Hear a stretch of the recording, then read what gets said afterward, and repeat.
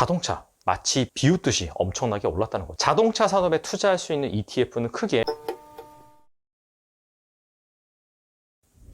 안녕하세요, 달란트 투자입니다. 오늘 증시가 엄청나게 올랐습니다. 특히 코스피 지수는 2.8%나 급등을 했는데요. 물론 코스닥 지수도 1.7% 올랐습니다. 하지만 원래 일반적으로 증시가 반등을 할 때 코스피 지수보다는 코스닥 지수가 더 많이 오르는 법이거든요. 자, 그런데 오늘은 이 대형주를 중심으로 상승을 하다 보니까 코스피 지수가 더 많이 올랐다. 자, 이렇게 볼 수가 있겠고, 아무래도 이 대형주 중심에 상승되다 보니까 더 대형주가 포함되어 있는 이 코스피 200 지수 같은 경우에는 2.9%나 상승을 했습니다. 아직 이 신종 코로나 바이러스 이슈가 여전히 진행 중인데도 불구하고 왜 이렇게 대형주 중심으로 강세를 보였느냐? 장중에 이 중국에서 오는 14일부터 미국의 750억 달러 규모에 해당되는 그런 제품에 대해서 관세 인하를 시행한다라고 밝혔습니다. 원래 이 중국이 최근에 계속해서 이 경기가 침체가 되면서 몇 년 전부터 미국과 중국이 이 무역 전쟁을 벌였었잖아요.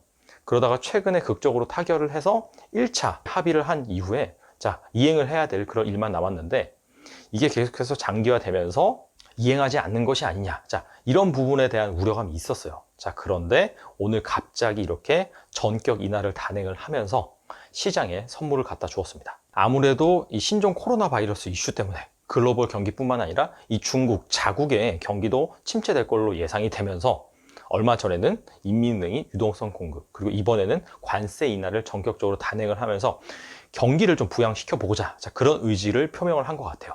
자, 이에 따라서 이 경기에 민감한 주식인 경기 민감주죠. 뭐 조선, 화학, 에너지, 원자재, 자, 이런 거와 관련된 주식들이 오늘 상당히 많이 올랐습니다. 뭐 삼성전자, SK하이닉스, 반도체 주식도 올랐지만은 뭐 자동차, 그리고 조선, 그리고 원자재 이런 주식들은 거의 뭐 5%에서 10% 이상 올랐다. 정말 대형주가 테마주처럼 오른 그런 장세였다. 자, 이렇게 볼 수가 있습니다. 아니, 그런데 방금 말씀드린 뭐 조선, 원자재, 에너지 이런 주식들은 좀 많이 오르는 게 이해가 갑니다. 하지만은 자동차. 자, 자동차는 바로 전일까지만 하더라도 언론에서 이 신종 코로나 바이러스 이슈로 가장 피해가 예상되는 산업이다. 이런 식으로 보도를 했어요. 자, 왜냐하면은 현대차, 기아차 여기가 중국 생산 비중이 높습니다. 그리고 중국으로부터 조달하는 부품도 많습니다. 자, 그런데 이 중국의 생산 라인 자체가 이 코로나 이슈 때문에 스톱이 되다 보니까 당장 부품을 조달할 수 없다. 원래 자동차 같은 경우에는 2만여 개에 달하는 그런 부품들이 조합이 돼서 만들어지거든요. 이 중에 하나의 부품만 제대로 조달이 안 된다면 생산 라인이 멈출 수밖에 없습니다. 자, 아무튼 간에 이런 이슈 때문에 자동차 산업이 가장 큰 타격을 입는다라고 뉴스에 보도됐음에도 불구하고 오늘 그런 이슈를 마치 비웃듯이 엄청나게 올랐다는 거죠. 이유는 크게 두 가지를 들 수가 있는데, 첫 번째로는 이 신종 코로나 바이러스 이슈가 그렇게 오랫동안 지속되지 않을 것이다. 전날 미국 증시 같은 경우에도 급등을 했었는데 이 신종 코로나 바이러스 백신이 개발되고 있다. 자, 이런 기대감이 일었었고요. 그리고 오늘 나온 그런 기사로는 이 중국 대사가 10일 안으로 신종 코로나 바이러스를 박멸을 할 것이다. 더 이상 확산되지 않게 잘 막을 것이다. 자, 이런 발언도 나왔었습니다. 자, 그런데 이거는 순전히 그냥 기대감이죠. 아직 치료제가 공식적으로 개발되지 않았고 중국 대사가 한 발언도 역시나 그냥 다짐에 불과하죠. 자, 그래서 이슈는 좀 더 기다려 봐야 될 것 같아요. 중요한 건 두 번째인데요. 바로 이 실적 기대감, 그리고 밸류에이션 매력입니다. 얼마 전에 제가 현대차를 투자할까 아니면 자동차 부품주를 투자할까, 자, 이런 컨텐츠를 올렸었는데, 자, 여기에서 다뤘듯이 최근에 팰리세이드, 그리고 그랜저, 그리고 GV80, 즉 신차 라인업들이 잘 판매 성과를 올리면서 계속해서 현대차의 그런 실적이 좋아지고 있습니다. 특히나 올해 출시된 라인업 같은 경우에도 이 제네시스 G80, 제네시스 GV70, 즉 고마진의 그런 프리미엄 자동차 브랜드거든요. 자, 그렇기 때문에 이런 것들이 또 잘 팔린다면은 현대차의 실적이 한껏 더 좋아질 수가 있겠죠. 그리고 현대차가 내연기관만 잘한 것이 아니라 이 전기차 부분에서도 상당히 약진을 하고 있습니다. 작년 11월 누적 기준으로 무려 전기차 시장에서 시장 점유율 3위를 기록을 했습니다. 이런 상황에서 현대차는 장기간 계속해서 실적 저조로 인해서 주가가 많이 하락을 했어요. 그래서 현재 PBR이 무려 0.5배 수준에 불과하다. 0.5배라는 것은 무엇이냐면은 그 기업이 만약에 재산이 100억을 가지고 있어요. 자, 그런데 시장에선 그 기업의 가치를 얼마로 인정을 하느냐? 바로 50억으로 인정을 하는 그런 경우입니다. 자, 따라서 올해 실적 기대감 플러스 밸류에이션 매력이 결합이 되면서 이 신종 코로나 바이러스 이슈에도 불구하고 시장의 유동성이 풀릴 것 같은, 즉 경기가 회복될 것 같은 기대감이 있으니까 주가가 상당히 많이 오르는 그런 모습을 보였습니다.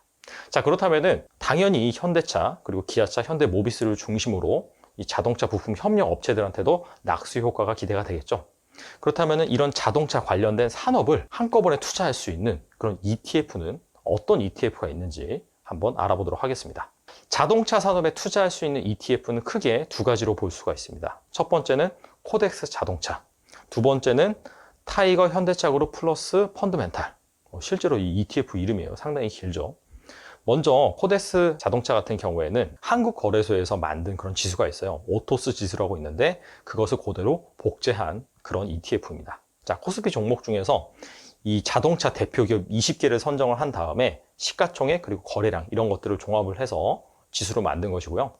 타이거 현대차그룹 플러스 펀드멘탈 같은 경우에는 지수 산출 기관이죠. FN 가이드에서 MKF 현대차그룹 플러스 WF라는 그런 지수를 만들었어요. 자, WF는 무엇이냐면은 펀드멘탈 웨이티드라고 해서 이 현대차 그룹 중에서 이 펀드멘탈을 고려를 해서 이거를 가중치를 뒀다. 자, 그렇게 해서 종목을 선정했다. 그런 뜻이고, 이 현대차 그룹이 그냥 현대차 그룹만 말하는 것이 아니라 현대자동차 그룹과 현대중공업 그룹. 자, 이 두 그룹에서 종목을 추출했다. 자, 이렇게 볼 수가 있겠고, 단순히 시가총액 거래량뿐만 아니라 그 기업의 매출액, 순자산, 현금 흐름, 배당. 자, 이런 것들을 종합적으로 고려해서 종목을 선정한 그런 지수입니다. 자, 이것을 복제한 것이 바로 타이거 현대차그룹 플러스 펀드멘탈이다 라고 보시면 되겠습니다.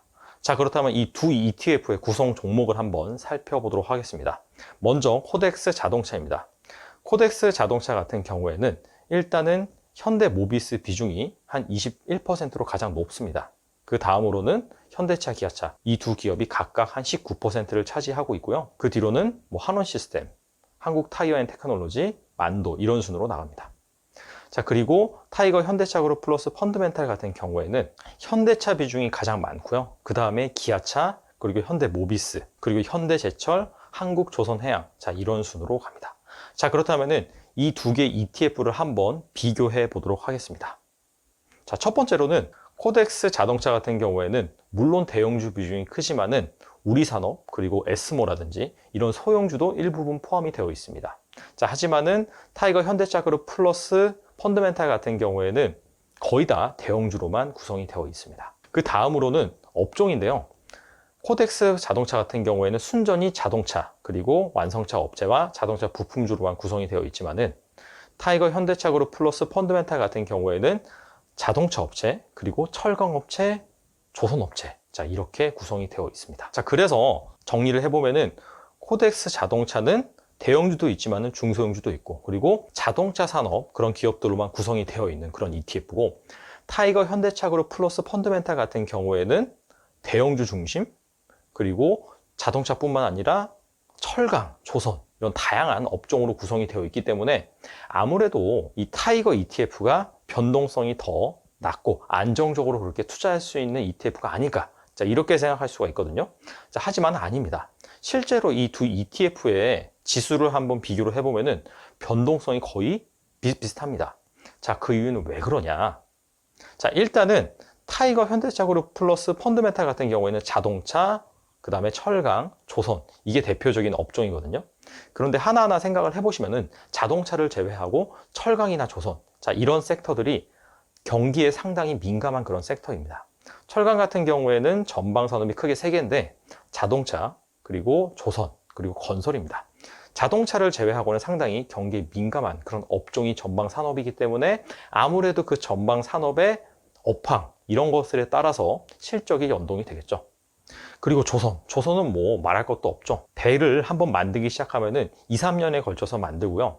자, 그래서 물동량이 많이 늘어나고 세계 경기가 호황일 때는 배를 만들자는 그런 주문이 상당히 많이 들어옵니다. 자, 그래서 열심히 만들어 놨더니 막상 2, 3년이 지난 후에 배가 막 출시되려고 하는데 그때는 불황에 빠질 수가 있다. 자, 그렇게 된다면은 정말 만들어 놨던 배는 애매한 그런 상황에 직면을 하는 거죠. 자, 아무튼 간에 조선 산업 같은 경우에는 상당히 경기에 민감하다라고 볼 수가 있습니다. 자, 그렇기 때문에 물론 업종이 분산됐다 하더라도 이런 것들이 포트폴리오에 뭔가 변동성, 안정성을 보장하는 것이 아니라 기존 자동차 그런 섹터와 크게 차이가 없다. 자, 이렇게 볼 수가 있습니다. 따라서 만약에 이 두 ETF에서 뭐 하나의 선택지가 필요하다라고 한다면은 타이거, 현대차그룹 플러스 펀드멘탈 이 ETF에 투자하신다라고 한다면은 자동차 비중이 한 70%, 그리고 철강, 뭐 조선 이쪽 비중이 한 30% 정도 된다. 즉 내가 뭔가 자동차 쪽에 투자긴 투자하는데 철강과 중공업, 즉 조선 이쪽도 업황이 좋아서 이쪽도 함께 투자하고 싶다라고 한다면은 타이거, 현대차그룹 플러스 펀드멘탈에 투자하는 것이 맞고요. 아니다, 나는 온전히 그냥 자동차 섹터에만 투자하고 싶다라고 한다면은 코덱스 자동차에 투자하는 것이 좋다. 자, 이렇게 볼 수가 있습니다. 근데 좀 안타까운 건 뭐냐면은 코덱스 자동차 같은 경우에는 거래량이 좀 나와요. 하지만은 타이거, 현대차그룹 플러스 펀드멘탈 같은 경우에는 거래량이 상당히 낮다. 적당히 사모으면서 투자하기에는 문제가 없긴 하나, 하지만은 사고팔고 자유롭게 하기에는 약간 좀 제약이 있다. 이렇게 볼 수가 있습니다. 그리고 우리나라에 상장되어 있는 ETF가 한 400개가 넘는데 이 자동차 관련된 그런 ETF는 사실 이 두 개밖에 없는 게 좀 아쉽습니다. 왜냐하면 뭐 전기차, 자율주행 등 미래에 이렇게 자동차 산업을 이끌 쟁쟁한 테마들이 많거든요. 아무튼 간에 이 자산운용사에서 이 자율주행 전기차, 즉 미래형 자동차에 뭔가 투자할 수 있는 그런 상품을 만들어줬으면 좋겠다는 그런 생각을 해보네요. 자, 주식시장이 강하게 반등을 하고 있는데 이 반등세가 계속해서 갔으면 좋겠습니다. 오늘 여기까지입니다. 감사합니다.